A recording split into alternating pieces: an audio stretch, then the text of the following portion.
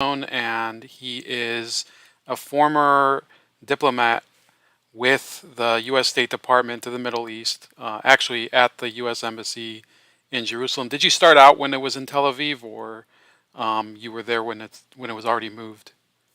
Nope, started out in Tel Aviv and was lucky to witness firsthand the process of moving it to Jerusalem. Okay, and that was obviously like a monumental achievement for many many members of the Trump administration, and it got a lot of press here. There was also a lot of bloodshed surrounding the event because there was the March of the Return, I think it was called at the time. And you've probably taken a lot of controversy. So we met a couple weeks ago at one of your speaking engagements here in Ohio. And I walked up to you, and I actually, it was a pretty awkward setting because I had a Rockies cap on. You asked whether I'm a fan, and I was like, no, I actually just was wearing it. So I know that you're from Denver. So the first question is, did you feel awkward coming here to Cleveland, not being able to mention John Elway?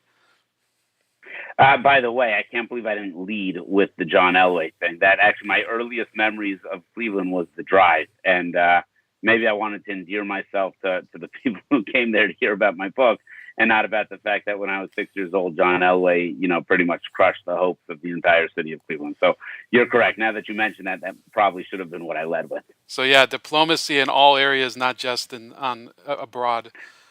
So No, that was forgetfulness. Had I remembered, I oh, would have led with that. You're exactly right. well, you can try next time. Um, so the first question, the first like topical question, the signing of the Abraham Accords was an event that took the world by surprise in 2020 in the midst of an otherwise depressing news cycle with the COVID-19 pandemic. What was the greatest obstacle to making it happen? And was there a moment when it seemed like the whole project may fall apart? Yeah, I mean, until it happened, it could have fallen apart at any moment. And I credit Avi Berkowitz and Jared Kushner, who shepherded it all the way to the goal line and over the goal line, because getting it close doesn't count. At any point in time, the whole thing could have fallen. It could have fallen with Israeli politics. It could have fallen with internal issues in the United Arab Emirates or external issues causing internal issues in the United Arab Emirates. And really, I've said this time and time again. Sheikh Mohammed bin Zayed, then the Crown Prince of the United Arab Emirates, today the President of the United Arab Emirates, deserves a Nobel Prize above and beyond anybody else involved with the Abraham Accords because he took the greatest risk. He had the greatest benefit from being that leader, but he also took the greatest risk. Everybody else had only benefit and no meaningful risk. And therefore, he deserves that credit. And if it were to teeter at any point in time, it was in his calculation of the cost-benefit analysis. And history will remember him pushing his chips to the middle of the table and saying, I'm betting on peace. And so far, history has proven that to be a very sound bet. So God bless him and credit to him. Okay, so then a few months later, remember the Abraham Accords was in, I think, September of 2020. And then the election happened, and there's a result. You and the rest of the team, you're replaced along with other Trump administration appointees. Since then, the Biden administration went through the Afghan withdrawal debacle. There are major tensions between this White House and the Saudi government, and there's plenty of other foreign policy crises outside of the Middle East and Latin America and the Far East. Do you see the danger of having some of the accomplishments that were achieved in recent years come undone? No, I don't. Mostly because, our allies aren't puppet governments. Our allies, the UAE, Bahrain, Morocco, certainly Israel, are going to do what's in their best. A lot of people used to criticize President Trump and American first foreign policy as racist or something else like that. Every country should have their country first as a foreign policy. So Israel's foreign policy is an Israel first foreign policy, and that means that they're going to advance the Abraham Accords as best as they can. The UAE, Bahrain, Morocco, Kosovo, they also have that same policy. And as long as peace pays, it will succeed. Do I think other countries will join without the U.S. umbrella, platform, and encouragement? I think it's less likely. I'm still optimistic that the success of the Abraham Accords will be so obvious in the next 2-3 years that regardless of where the U.S. administration is, other countries will want to join because peace will pay. There will be a dividend. And you can see this in real time. You can see Egypt and you can see Turkey Two countries that were steaming the opposite direction away from Israel have now begun not steaming towards, but certainly inching towards in more meaningful ways. Just this week, Israel and Turkey have fully normalized their relations, and that would not have happened without the Abraham Accords. So peace pays. So you're saying it's like a more logical move than people think, as opposed to it just being a result of American lobbying of other foreign governments, as the press has portrayed it. America needed to create the circumstances where the breakthrough would happen. And again, credit to President Trump and Pompeo and Kushner and Berkowitz and Friedman. And again, there's a success of many fathers, Major General Correa. I'm saying that there are other people who deserve meaningful credit for that. But once the perception was broken that you couldn't have this peace, the countries are invested in the success of the peace, and therefore every country is competitive with other countries that are there, assuming that peace continues to pay this dividend. Other countries will want to join, or at the very least, it won't be beneficial for other countries to retreat. And we're seeing those dividends in real time. Again, Egypt and Turkey are two prime examples of that. The Saudi issue is that's a U.S. led bumble, if you will. For not leading that more strongly. It's a big mistake. The Saudis are good allies of ours. We should be embracing them meaningfully. We should be rooting for MBS's success. We should be rooting for Saudi's modernization. It's really one of the great experiments that we're watching in real time, and we should hope that they succeed. Okay, I'm gonna put myself like sort of as like a critic in a sense, because I come from a background. I was an American-born soldier in the IDF. Then I discovered the Ron Paul movement as I was leaving the service, actually afterward, during the 2008 election. And the first policy area where I broke personally with Donald Trump was the decision to bomb Syria, which probably occurred a few months after you started your mission or around that time. Sure. Yeah. And one of our central goals as libertarians is that we don't want American troops to be involved in foreign conflict in the Middle East or elsewhere. So having served in a diplomatic capacity in that region, do you see that goal ever being accomplished? And if not, then what would be the American endgame in the region? Yeah, you and I don't disagree at all. We don't see American young men or women in harm's way anywhere in the world. We've got two options.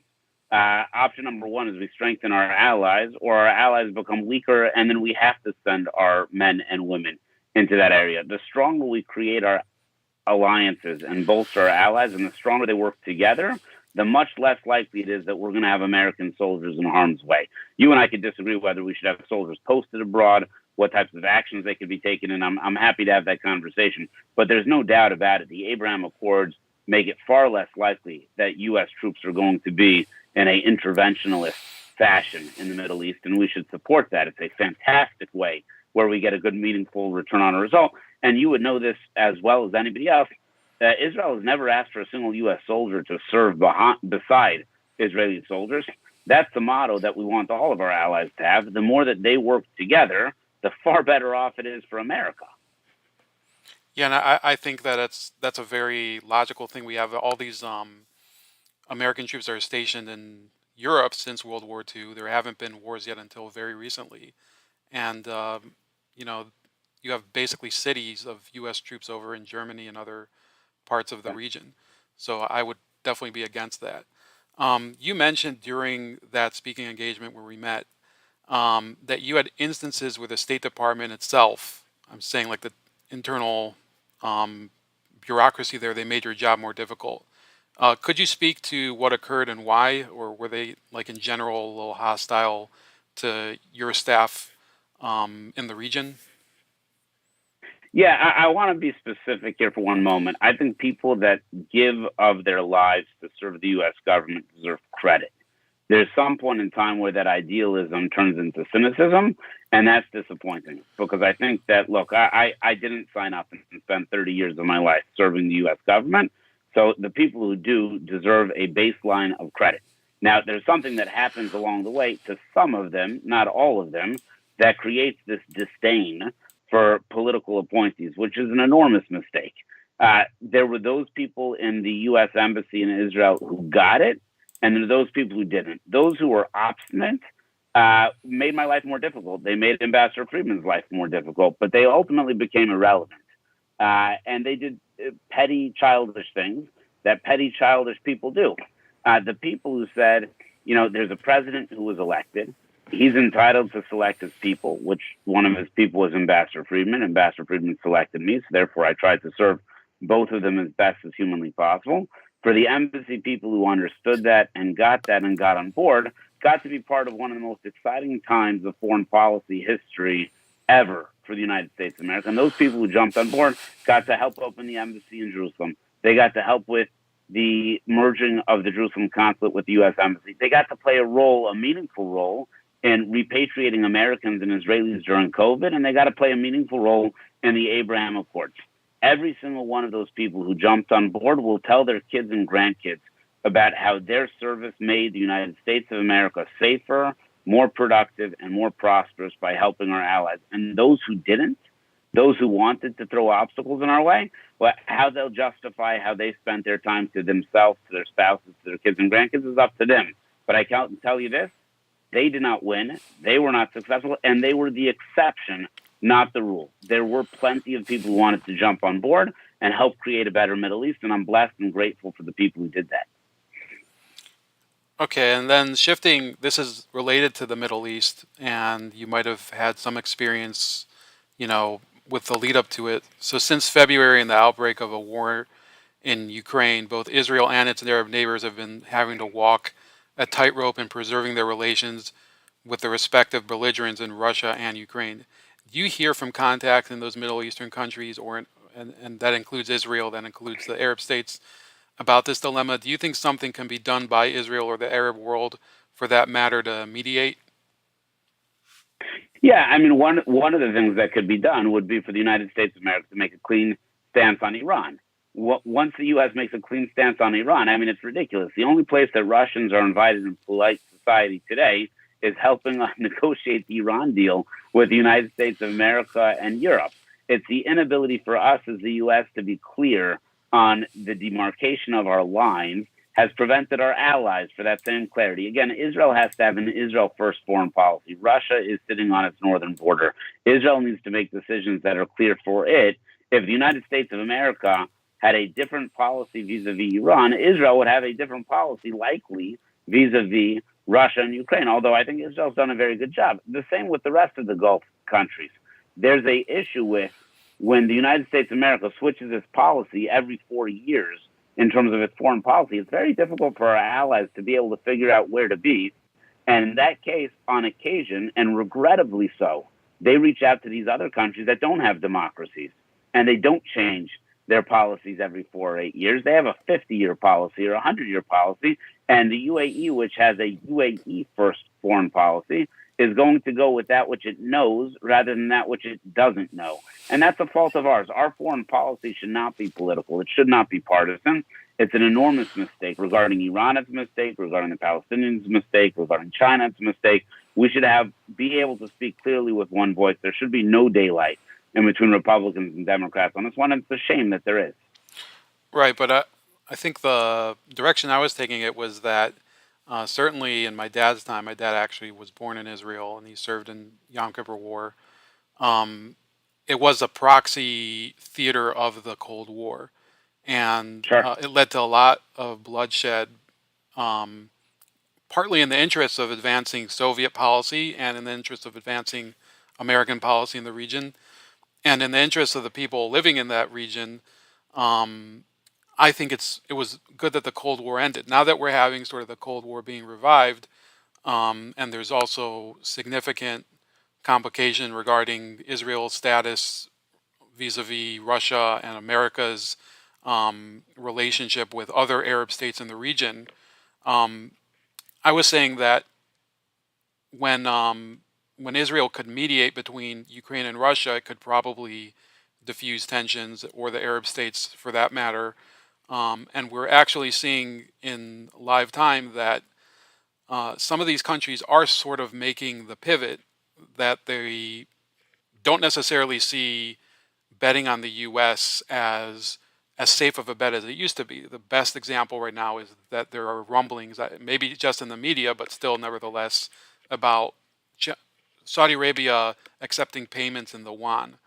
So Yeah. that's one of the problems that I have it because I look at it from a broader perspective. There could be much larger regional conflicts. I'm sure you guys discuss that, given the Iranian threat. And do you think the Israeli government um, would like to have this conflict end with Ukraine and Russia sooner rather than later, and be able to restore relations with both countries to the fullest extent? Oh, absolutely. I think everybody wants the conflict to end, especially countries that have a complicated situation in their region, Israel being one of them. This doesn't help it. It overly complicates this. And when you look at other countries in the region, I wouldn't say that they're walking away from the United States. I'd say that they're hedging. And I think it's in their interest to hedge because I don't think they know what's going to wind up happening right here. And they have to think not only 18 months in advance, but 18 years in advance. And that's a shame. Again, this does go back to the U.S. not articulating a very clear policy and following through on it on a consistent basis. By the way, I'll pick that bone right back with you. I'm not positive that Ron Paul's policy would have put us with any greater clarity here. Again, there would have been consistency with it, but I'm not positive that consistency would have helped our allies make any decisions different than where they are today. I haven't thought it out fully on the way, but that would be an interesting conversation to have perhaps at another point in time. Yeah, that is interesting because I do listen to this podcast every day, and for a long time he was saying, well, they're not going to invade. We're just talking about like a speculative issue, but they did invade. So, it's certainly Correct. he had. I think he has blind spots just like everyone. Um, and he's 85 years old now, so definitely isn't getting any younger. Another outgrowth of the 2020 election is that everyone associated with the prior administration is often seen as a leper. Because, among other things, so many senior figures, including the former president, are facing investigations or even prosecution by federal, state, and local jurisdictions. Have you or any of your personal colleagues faced any professional or legal attacks as a result of your roles in the Trump diplomatic team? Well, I think the concept is, as a whole, you're right. People who served in the previous administration have been treated poorly across the board by institutions that are considered mainstream. If you look where senior officials from previous governments normally have gone, those opportunities have not been open to members of the Trump administration. When you want to get into specifics regarding prosecution or persecution of individuals, I would tell you that we're at a dangerous place in America. I'm not going to comment on any specific investigations, et cetera, including and especially the president's, but the rhetoric is beyond bad.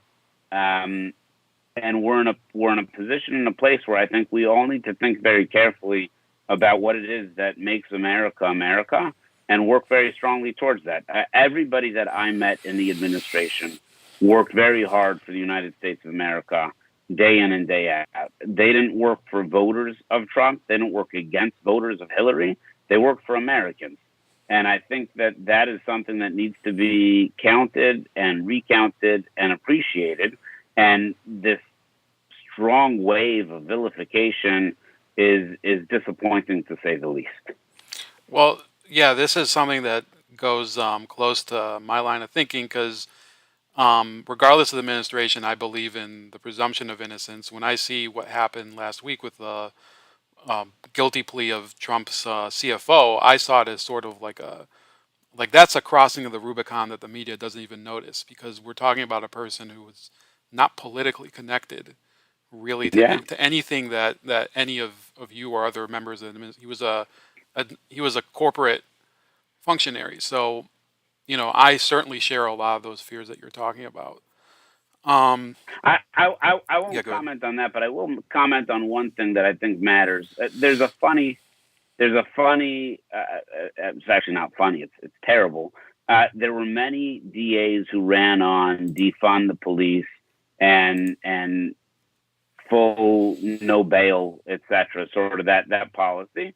And those same DAs ran on, we're going to prosecute a person instead of a crime, and try to understand that contradiction is very difficult to wrap our minds around. In one case, actual crimes are being ignored and dismissed, and policing is being vilified.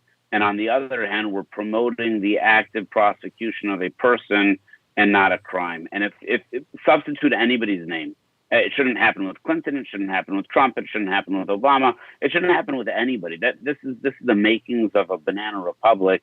And we as Americans, who are the most blessed people in the history of the world, should all take a deep breath and just understand what those words mean and substitute out a different name and decide whether we would be happy with that. And good, normal human beings on all sides of the issues need to take a deep breath and say, this is America. Let's work on this together. I mean, it's that part is terrifying. That part is terrifying. And so many of those people won, and that part is even more terrifying. Yeah, it's for people who look at true crime and they see a lot of people who commit real acts of barbarism and they get away with it, or they find loopholes in the law. And then you see in this case, Alvin Bragg, I think, was the prosecutor in Manhattan, Yeah. who is a very loose person in terms of petty crime, in terms of assault and battery, things like that. And he's the person who prosecuted this case that I was just talking about. So I agree with you. Yeah. I actually did try to make that connection last week when I was talking about it on this channel. Um, we have seen Afghanistan, Ukraine, and perhaps soon Taiwan become bloody examples of U.S. strategic setbacks. Is it not possible that U.S. allies, including Israel, would do well to game plan more seriously than before for the possibility that they will not have the backing of the USA in a future conflict? So I don't, obviously, you know the most about the Middle East, but you could extrapolate in any direction with regard to other conflicts, or just focus on the Middle East. Anybody who watched President Obama win his election and then President Trump win his election, who hasn't calculated that there's a different U.S. mentality vis-a-vis troops abroad, just isn't paying attention.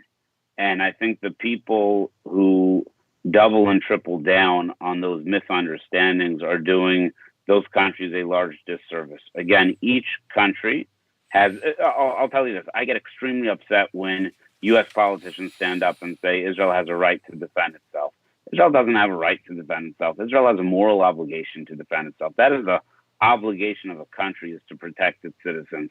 Taiwan has to figure out how to protect its citizens. Israel has to figure out how to protect its citizens. Ukraine has to figure out how to protect its citizens. Where does the U.S. factor into that? Each of those countries has to make that calculation. Does it factor in heavily? Does it factor in lightly? And any country that isn't taking into the full considerations, from the U.S. being 100% involved to 0% involved, is doing a disservice to them and their people. And that's in flux, and that changes. And I'm not telling you what U.S. policy should or shouldn't be. I'm telling you what their policies have to be, because that's the world that we live in. And they have an absolute obligation to figure out how they would go it alone if they needed to go it alone. Is it possible? In some cases, no. In other cases, yes. They have to figure that out. By the way, one of the speeches that I listen to all the time is Menachem Begin's comment to then Senator Biden, when Senator Biden was giving Menachem Begin a hard time, and Menachem Begin said, "We're not Jews on our knees, begging for handouts." Right? The Jewish people walked out of the concentration camps. They came out of the Arab countries that they were kicked out of, and built a country capable, by necessity, of defending itself by itself. I hope all of our allies have that motto. It's really a fantastic thing, and they should all be blessed to be as successful and as strong and as self-confident as Israel. Amen. The America First movement in part took flight because many average citizens have grown weary of U.S. involvement in every corner of the world, which is in some ways similar to paleoconservatives like Pat Buchanan and libertarians before it. But many of the Trump appointments, like Rex Tillerson and Elliott Abrams and John Bolton, were of a very different mindset. And then he had a mixed record on foreign policy, with some intervention in Latin America and then a pragmatic one with North Korea, which was very breathtaking in my opinion. After your time serving in the embassy in Jerusalem, do you think any of your viewpoints changed because you worked with so many different characters? Yeah, absolutely. The first thing that I learned is don't have one theory that can apply equally across the world. Right? Come up with theories that work for America and then try to figure out how to apply them. It's a complicated world. And every time I was convinced that dogmatically we must do A, right, I was then told, well, how does that affect B or C or Z somewhere else? And those were all great points. And I said, just because we do A here does not mean that we then necessarily need to do U or R or S over there. And that's one of the things. Let's be a little bit less dogmatic. Let's be a little bit more practical. Let's think a little bit more broadly. The Abraham Accords are directly the result of Jared Kushner and President Trump and Avi Berkowitz's ability to think outside the box. Even Netanyahu, David Friedman. Again, the list goes on and on. Every time I mention one name, I'm petrified of missing others who deserve so much more credit. But that involved thinking outside the box. We should think outside the box. There are some places where Ron Paul was absolutely correct. There are other places where Lindsey Graham was absolutely correct. Should we apply certain ones in certain places? We absolutely should. Should we throw one out completely and totally? We absolutely should not. Let's be practical about what's good for America. And I think that's an America first foreign policy. Was President Trump right all the time? There's not a single human being who has ever been born who was correct all the time.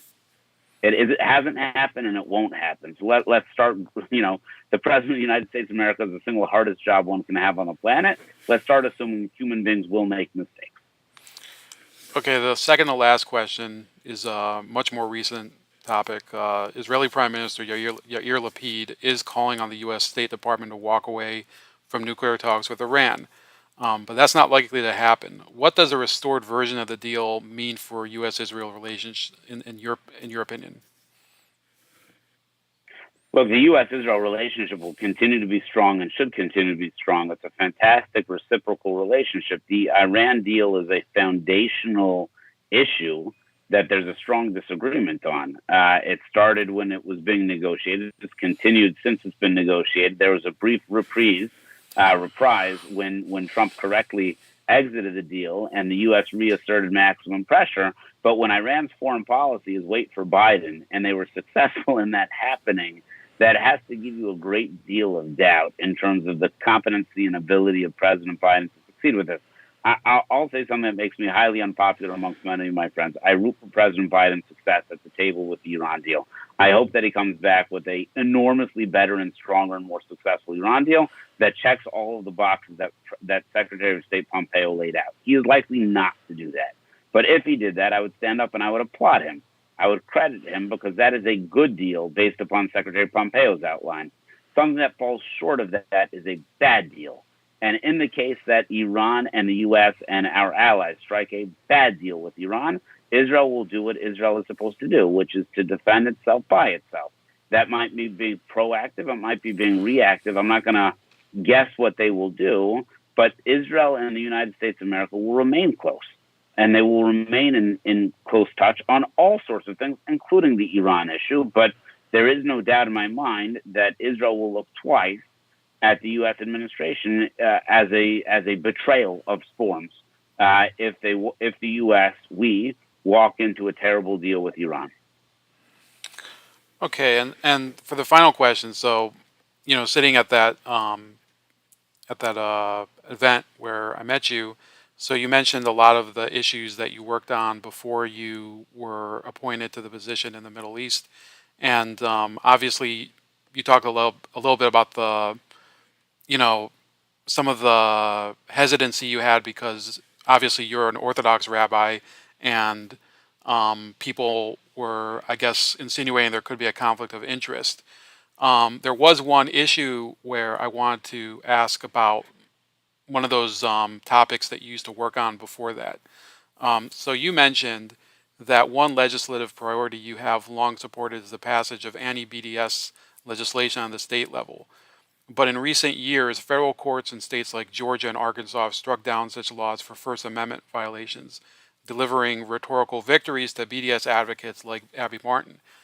Do those decisions impact whether you still support that strategy of laws at the state level? Yeah, I think the strategy is a good strategy. The strategy likely needs to be refined in order to be in line with what the Constitution does and does not allow. I certainly am not advocating for the changing of the Constitution or the turning over of the Constitution. I think we need to fight the anti-Semitic and anti-Israel bias with everything it is that we can for the following reason. Uh, America will do it because it's good for America, not because it's good for Israel. Standing for the right thing gives us credibility and respect throughout the rest of the world. We need to fight back against this because this is just another venue and platform where the only country of the Jews is being vilified because it is a country of the Jews. Anybody who says that it's anti-Zionism is not anti-Semitism is making stuff up. It is baloney. It is BS. The answer is that is vile anti-Semitism, and we should use every tool that we can. Some tools will not work, and tools that are thrown out because they're not constitutional, let's come up with new tools. But you fight this fight because the fight is moral, the fight is right, and the fight is a fight that must be won. Because if the United States of America does not fight this fight, nobody else will. And then anti-Semitism will once again become mainstream and accepted, and Israel will be vilified, and that's bad for Israel. Israel will figure it out. It's bad for America. This cannot be what pervades our society. It cannot be what pervades our halls of Congress. It cannot be what pervades our White House. We need to fight this with everything that we can. Again, I can't be more clear about this. It is a moral and just fight, and we should do everything that the law permits us to do in order to win this battle. Okay, and finally, so that's it for all my questions. I know that you have your book, Let My People Know. I put the link to the Barnes and Noble site for the book in the description.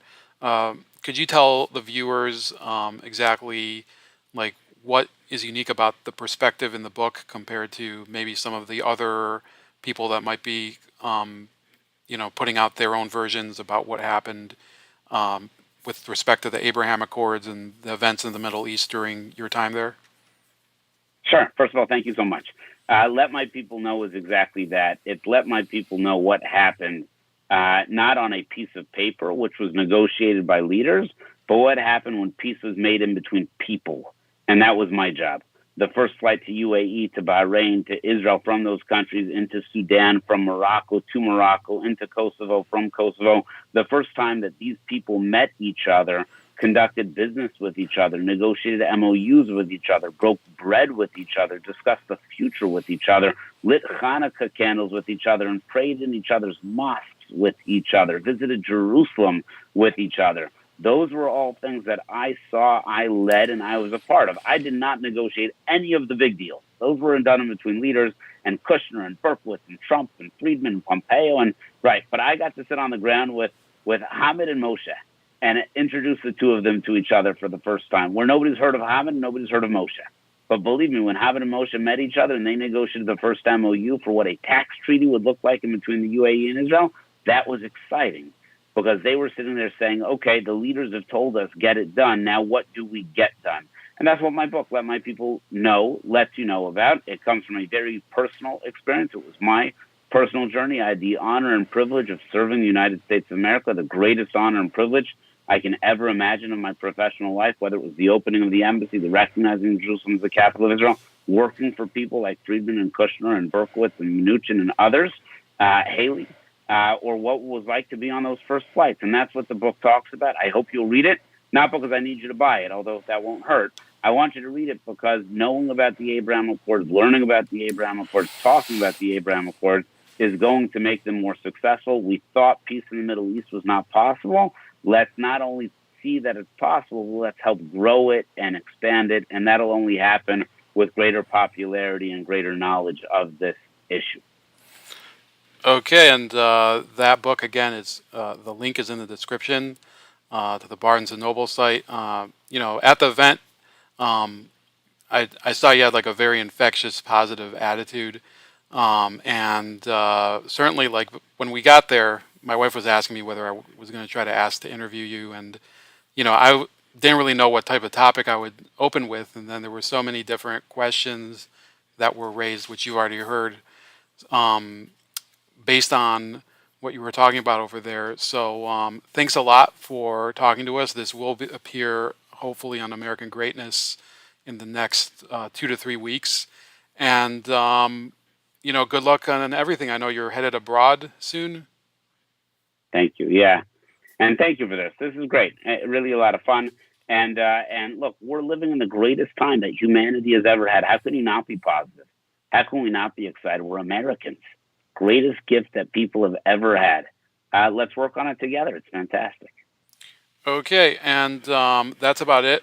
Please like, share, and subscribe. You can also find all of my links on other alternative social media in the link tree in the description. And have a great night. And thank you, Rabbi. I'll reach out to you later. Have a good night. Have a good evening. Bye. Bye bye.